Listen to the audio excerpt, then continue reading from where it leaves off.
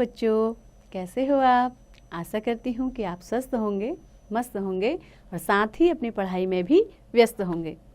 और आपकी इसी पढ़ाई को आगे बढ़ाते हुए आज हम पढ़ने जा रहे हैं एक नया अध्याय, एक नया चैप्टर जिसका शीर्षक है पंच परमेश्वर।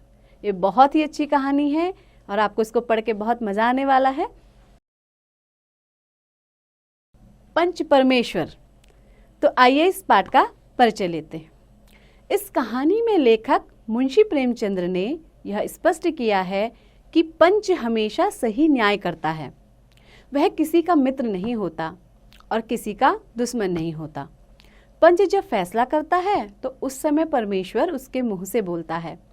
अतः अपने जीवन में जब भी मौका मिले सही न्याय करें। तो इसमें क्या बताया गया है कि जब क्या है कोई 4-5 लोग फैसला लेते हैं, पंच का जो फैसला होता है वो क्या होता है? परमेश्वर के फैसले के समान, यानी कि उनकी वाणी में कौन बोल रहा है? परमेश्वर यानी ईश्वर बोल रहा है। तो हमें क्या करना चाहिए? जीवन में सबके साथ सही न्याय करना चाहिए। तो बहुत ही मज़ेदार कहानी है। तो बच्चों शुरू करते हैं। जुम्मन शेख और अलगू चौधरी में गाढ़ी मित्रता थी।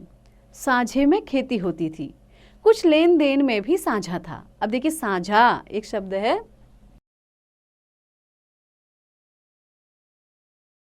साझा करना यानी कि एक दूसरे से शेयर करना। तो क्या करते थे? साझे में खेती करते थे और लेन देन भी साझे में यानी एक दूसरे से शेयर करते थे। एक को दूसरे पर अटल विश्वास था। जुम्मन जब हज करने गए थे तब अपना घर अलगू को सौंप गए और अलगू जब कभी बाहर जाते तो जुम्मन के भरोसे अपना घर छोड़ जाते थे। इस प्रकार अलगू को भी जुम्मन पर पूरा भरोसा था। जुम्मन की एक बूढ़ी खाला मौसी थी। उसके पास थोड़ी सी जमीन थी। वह बूढ़ी हो चुकी थी, इसलिए खेतों की देखभाल नहीं कर सकती थी। जुम्मन ने लंबे चौड़े वादे करके मौसी से जमीन अपने नाम लिखवा ली थी और उसने जीवन भर मौसी को रोटी कपड़ा देने का वचन दिया था।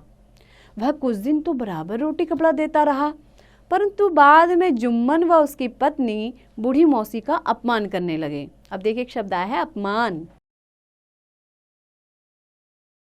अपमान करना, दूसरों की बेइज्जती करना। जब मौसी से अपना अपमान न सहा गया तो उसने जुम्मन से कहा, बेटा तुम्हारे साथ मेरा निर्वाह न होगा। अब देखिए, आप एक शब्द आया निर्वाह।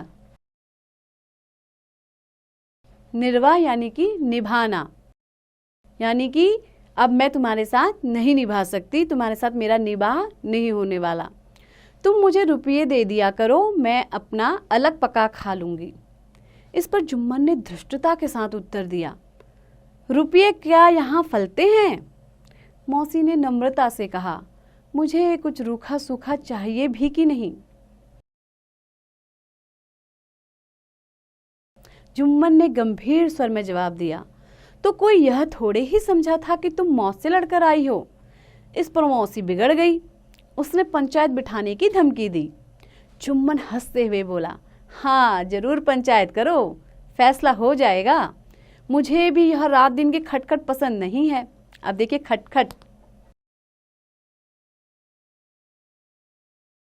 रात दिन की खटखट यानी रात दिन क्या होता था? उनके आपस में झगड़े चलते रहते थे और आपस में कहासुनी होती रहती थी। पंचायत में किसकी जीत होगी इस विषय में जुम्मन को कुछ भी संदेह नहीं था। जुम्मन जानता था कि गांव के सभी लोग उसके पक्ष में हैं और पंच भी उसके पक्ष में ही बोलेंगे। इसलिए जुम्मन और उसकी पत्नी ने बुढ़िया से कहा, तुम खुशी से पंचायत बैठा लो। मौसी ने आखिर पंचायत बैठाने का फैसला ले ही लिया। एक दिन पंचायत बैठी। अलगू चौधरी को पंचों द्वारा मौसी की सहमति से सरपंच चुना गया। वह बोला, सारा गांव जानता है कि जुम्मन शेख मेरा मित्र है, इसीलिए इस बार मुझे सरपंच न बनाया जाए। मैं जुम्मन से बिगाड़ नहीं करना चाहता। अब देखिए, बिगाड़ करना क्या होता है? मैं जुम्मन से अपनी दोस्ती का रिश्ता खराब नहीं करना चाहता, उसे बिगाड़ना नहीं चाहता हूँ। मौसी ने कहा, नहीं बेटा, जब लोगों ने तुम्हें सरपंच चुना है तो तुम ही सरपंच बनो। मुझे विश्वास है कि तुम बिगाड़ के डर से फैसला करने में विचलित नहीं होगे, तुम सही फैसला करोगे। अब देखिए, विचलित होना, अपने रास्ते से भटकना नहीं। आप क्या करोगे, जो फैसला लोगे वो उचित फैसला लोगे, उसमें किसी भी प्रकार का विचलन नहीं होगा। अलगू सरपंच बनकर बैठ गया। उसके आसपास सभी पंच भी बैठे थे। जुम्मन यह सोचकर बहुत प्रसन्न हो रहा था कि सरपंच तो मेरा मित्र है, वह अवश्य ही मेरे पक्ष में निर्णय देगा। अब देखिए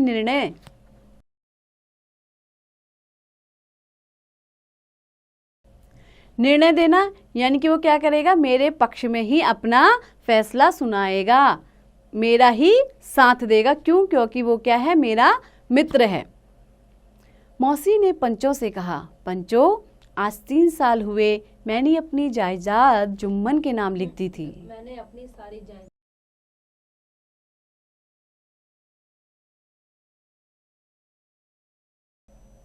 मौसी ने पंचों से कहा, पंचों, आज 3 साल हुए मैंने अपनी सारी जायदाद जुम्मन के नाम लिख दी थी। अब देखिए एक शब्द है जायदाद,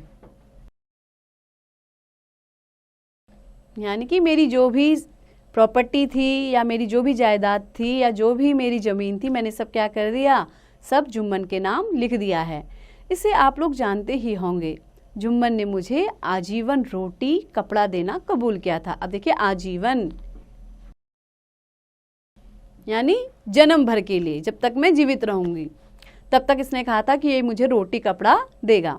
साल भर तो मैंने इसके साथ रो धोकर काट लिया, पर अब जब रात दिन का रोना नहीं सहा जाता, न मुझे पेट भर कर रोटी मिलती है, न तन का कपड़ा, मैं बूढ़ी हो चुकी हूँ, न्यायालय नहीं जा सकती, आप लोगों के अतिरिक्त और किसे अपना दुख सुनाऊं? आप लोग पंच हो, पंच के मुख से परमेश्वर निर्णय करता है। आप सब जो निर्णय करोगे मैं उसी प्रकार अपना निर्वाह करने को तैयार हूं। पंचों ने इस विषय पर विचार किया। अलगू ने जुम्मन से ऐसे ऐसे प्रश्न किए कि जो सच था वह सामने आ गया। जुम्मन चकित रह गया। अब देखिए एक शब्द है चकित होना, यानी आश्चर्यचकित होना, आश्चर्य में पड़ जाना, है ना। तो जुम्मन क्या रह गया, एकदम अवाक रह गया, आश्चर्य में पड़ गया कि क्या अलगू चौधरी उसकी मित्रता भूल गया जो ऐसे ऐसे प्रश्न कर रहा है। अंत में अलगू ने निर्णय सुनाया। मैंने और पंचों ने दोनों की बातें सुनकर यह विचार किया है कि मौसी के खेतों से इतनी आमदनी अवश्य होती है जिससे उन्हें मासिक खर्च दिया जा सकता है। अब देखिए आमदनी,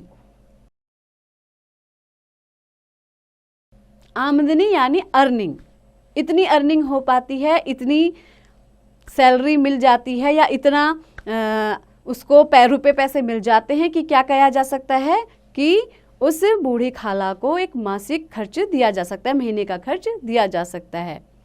इसलिए जुम्मन तुम उनके रोटी कपड़े का वैसा ही प्रबंध करोगे जैसा वे चाहती हैं। यदि तुम इस पर तैयार नहीं हो तो खेतों की लिखा पढ़ी तुम्हारे नाम नहीं रह सकती। ऐसा निर्णय सुनकर सब लोग कहने लगे, इसी का नाम पंचायत है। दूध का दूध और पानी का पानी कर दिया। उस दिन से जुम्मन अलगू से बैर रखने लगा। जुम्मन ने अलगू के घर जाकर उसे बहुत बुरा भला कहा। इस प्रकार दोनों की दोस्ती दुश्मनी में बदल गई। अलगू चौधरी के पास 2 बैल थे जिनसे वह खेत जोतता था। बैल बड़े ही सुंदर और स्वस्थ थे। पंचायत के फैसले के 1 मास बाद उनमें से एक बैल मर गया। अलगू ने दूसरा बैल समझू साहू को बेच दिया। वह उसी गांव में इक्का गाड़ी हाँकता था। वह गांव से गुड़ घी लाद कर मंडी ले जाता, मंडी से तेल और नमक भरकर लाता तथा गांव में बेचता था। बैल का दाम 1 महीने बाद चुकाने की बात ठहरी। चौधरी को भी गरज न थी, इसलिए घाटे की परवाह न की। समझू साहू नया और तगड़ा बैल पाकर दिन में 1 चक्कर के बदले 3-4 चक्कर लगाने लगा। बैल से मेहनत इतनी लेता था परंतु उसके चारे पानी का प्रबंध सही से नहीं करता। परिणाम यह हुआ कि बैल की हड्डियां दिखने लगीं। एक दिन समझू साहू शहर से सामान लादकर चला रहा था। बैल उस दिन चौथे चक्कर में सामान ला रहा था। थके हुए जानवर के पैर नहीं उठ रहे थे, ऊपर से साहू कोड़े बरसा रहा था। थोड़ी दूर चलकर बैल बैठ गया और ऐसा बैठा कि फिर उठ न सका। वह वहीं मर गया। एक दिन अलगू अपने बैल का दाम मांगने समझू साहू के घर पहुंचा तो उसने गुस्से में कहा, न जाने कहां से मरियल बैल दे दिया जो महीने भर भी गाड़ी नहीं खींच सका, और अब आए हैं उसके दाम मांगने। अंत में दोनों में झगड़ा होने लगा। तब लोगों ने समझाया कि तुम लोग पंचायत बिठा लो, जो निर्णय हो उसे दोनों मान लेना। अलगू की शिकायत पर पंचायत बैठी। जुम्मन और अलगू के बैर की बात साहू जानता था, इसीलिए अपनी ओर से उसने जुम्मन को पंच चुना। जब पंचों ने जुम्मन को सरपंच बनाया तो अलगू से पूछा कि उन्हें कोई आपत्ति तो नहीं है। अलगू ने कहा, मुझे कोई आपत्ति नहीं है, यह पंचायत का मामला है। पंचायत के सामने मित्रता और शत्रुता का कोई महत्व नहीं होता है, वह केवल न्याय करना जानती है। मैं तो यह जानता हूँ कि पंच के मुख से परमेश्वर बोलता है। जुम्मन जब सरपंच बनकर बैठा तो वह पुरानी सारी बातें भूल गया। उसके कानों में यही शब्द गूंज रहे थे, पंच के मुख से परमेश्वर बोलता है। अब सरपंच के दोनों पक्षों से प्रश्न किए और अंत में पंचों से राय लेकर यह निर्णय दिया, अलगू व साहू, पंचों ने तुम्हारे मामले पर भली प्रकार से गौर किया है। जिस समय साहू ने बैल खरीदा उसे कोई रोग नहीं था। साहू को तो उसी समय बैल का मूल्य चुका देना चाहिए था। बैल खरीदने के बाद समझो साहू ही बैल का जिम्मेदार है, इसलिए साहू को चाहिए कि वह अलगू को बैल का पूरा पूरा मूल्य दे। गांव के सभी लोग जो पंचायत का निर्णय सुनने आए थे वे समझते थे कि आज जुम्मन अलगू के विरुद्ध फैसला सुनाएगा, परंतु उस सही निर्णय को सुनकर वे खुशी से चिल्ला उठे, पंच परमेश्वर की जय, पंच परमेश्वर की जय। पंचायत के बाद जुम्मन अलगू चौधरी के घर गए और उसे गले से लिपट कर बोले, भैया, जब से तुमने मेरी पंचायत की थी तब से मैं तुम्हारा शत्रु बन गया था, परंतु आज मुझे मालूम हो गया है कि पंच बनने पर न किसी का मित्र होता है न ही शत्रु। पंच को न्याय छोड़कर और कुछ भी दिखाई नहीं देता। आज मेरी समझ में आ गया कि पंच के मुख से परमेश्वर बोलता है। उसी दिन से फिर दोनों मित्र बन गए।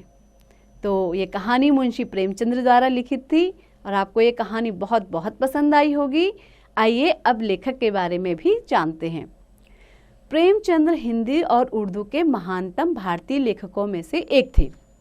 मूल नाम धनपत राय श्रीवास्तव। प्रेमचंद्र को नवाब राय और मुंशी प्रेमचंद्र के नाम से भी जाना जाता है।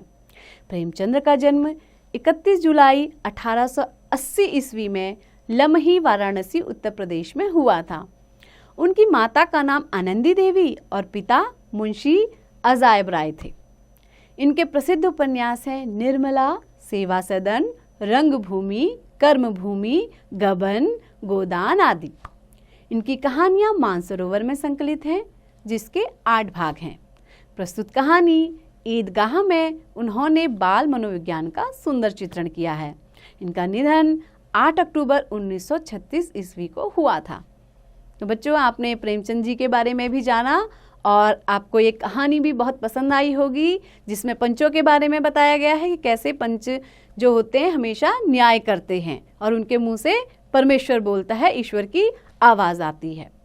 तो बच्चों, आपको ये कहानी बहुत पसंद आई होगी। तो इसी तरह मेरे साथ पढ़ते रहिए, आगे बढ़ते रहिए और हाँ, अभ्यास भी ज़रूर कीजिए।